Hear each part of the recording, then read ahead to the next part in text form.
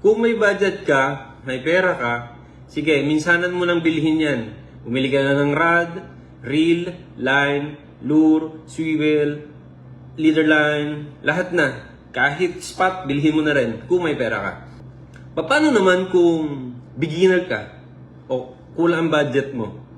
So ano yung priority mo? Para sa akin, sa mga beginner, kailangan nyo munang i-priority ang rod. Kasi sa rod na yan, dyan nyo makikita lahat kung anong kakailanganin nyong reel. Kailangan mong line, kailangan mong lure. Sa rod kasi, meron yan sa gilid, ang nakasulat specification niya, kung ilan ang lure capacity. Sa reel po, walang nakalagay dito kung ilan ang lure capacity ng reel. Pero kung experience ka na isang angler, gusto mo yung reel, okay, go ahead, kasi alam mo kung saan mo na dadalhin.